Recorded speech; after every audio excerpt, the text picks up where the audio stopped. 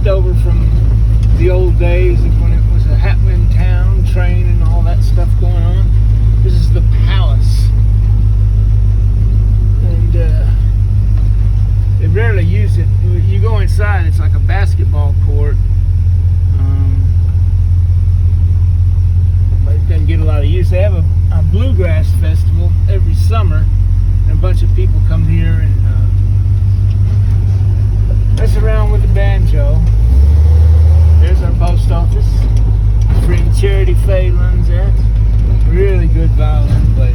Just amazing that we ran into her. So I get to work with her from time to time. She's really good. Alright, this is the Anderson Market. I went in there one day and with some friend of mine from Lubbock. And alright, now this here is the old bank. Now it's the Veterans Club. This is the Sand Hills Lounge. It's a really cool place inside. Oh, okay, now we're gonna turn around.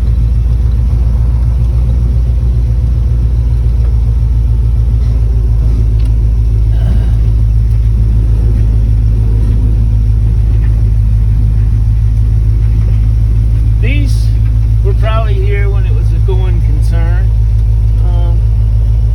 One of them's a community center. I never see them open, but this is where Ruth works, who like 90 years old, and she restored my mother's quilt, and she made a quilt for us, and we're always in there trying to talk to her and whatnot. Okay, so this was these are all left over from the day. This is the Masonic Lodge, and it has a sign, something about sojourners. So I guess if you're a Mason and you're on the road or whatever, you can stay there, and I don't know why you won't do that. Okay, so let's go. We're going to keep going here. I'm going to make a little quick detour. Here's the lumber and hardware store. I don't think it was here back in the day. Alright, now here's a good story. You're gonna like this one.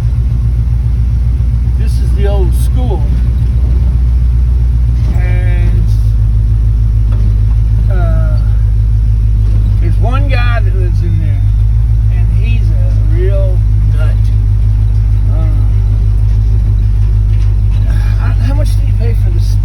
$1. You paid $1 for it. I'm also not going to record here. Go ahead and record. Okay, alright. Nope. Cindy's a scaredy cat. Anyway, but he's, for a while, he was a cross-dresser. So he'd go into the post office in makeup and heels and dress on, etc. And I found that really interesting. But he's selling crystal meth. huh? Manufacturing crystal meth. Oh yeah, he was making meth, and there was a lot of evidence to support that he was a pedophile.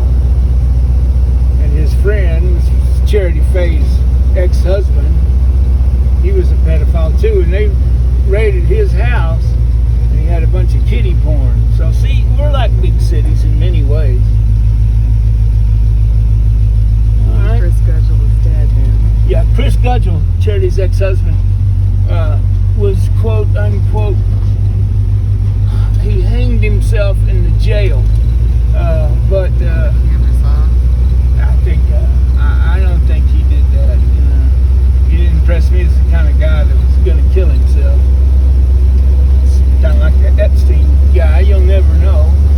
I don't think Epstein killed himself either. I don't think he's dead, actually, if you know the truth. Now, this is the banker's house. That's what we call him, the banker. He bought this house, and it was in shambles. And man, this guy works on it all the time. Look at that thing. It's beautiful. I mean, it's great.